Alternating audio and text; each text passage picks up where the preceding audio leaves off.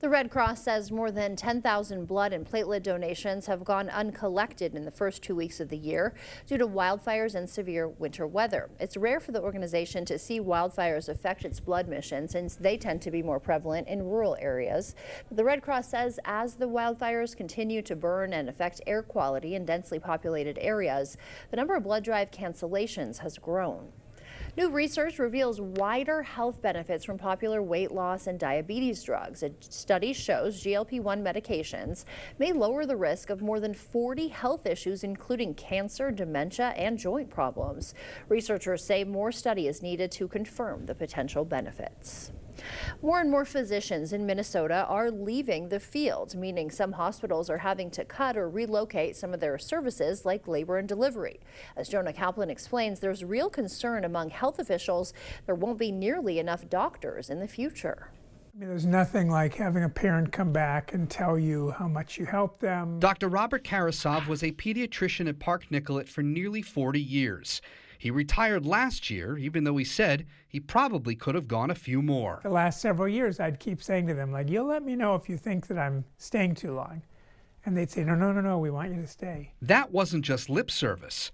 Dr. Karasov is part of a growing list of physicians leaving their positions that are proving very hard for health systems and hospitals to fill. According to the Minnesota Medical Association, 20% of all doctors are expected to exit the profession in the next 5 years. At the same time, the association's president, Dr. Edwin Bagunko, projects Minnesota will need an additional 1,200 primary care doctors by 2030, a nearly 30% increase of the working ranks now. Is the problem that too many physicians are burning out? Or is it just not an attractive vocation anymore? The pace at which our population is growing, our healthcare needs are growing, has far outpaced keeping up in terms of training physicians and healthcare workers. We're behind the 8 ball. It's a national crisis if you look at it. This isn't about looking ahead either. It's an issue right now. Check out this data from the Minnesota Department of Employment and Economic Development. The vacancy rate for pediatricians is more than 30%. For family medicine, it's 8.5.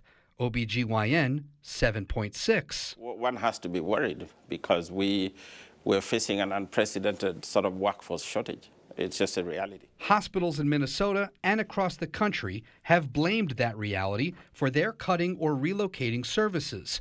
In Minnesota, that's happened nearly 20 times just in the last 4 years. Pediatrics and labor and delivery have been hit the hardest, especially in rural areas. Dr. Bagunko thinks medical students are choosing other fields because they pay more.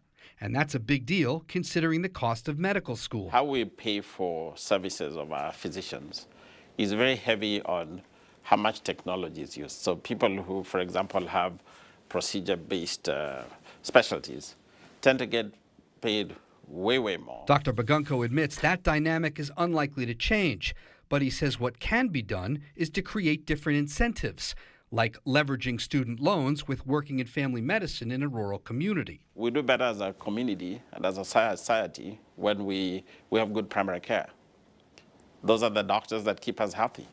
Make sure our diabetes is under control, our blood pressure. Dr. Robert Karasov says he's on board with that thinking, and he has a message for anyone thinking about med school. Connecting with patients, having intellectual stimulation, having personal fulfillment. You're not going to be happy in your career if you're driven primarily by money. While hospitals struggle with hiring doctors, there is good news when it comes to hiring nurses. According to the Minnesota Hospital Association, the number of nursing vacancies went down last year for the first time since the COVID pandemic.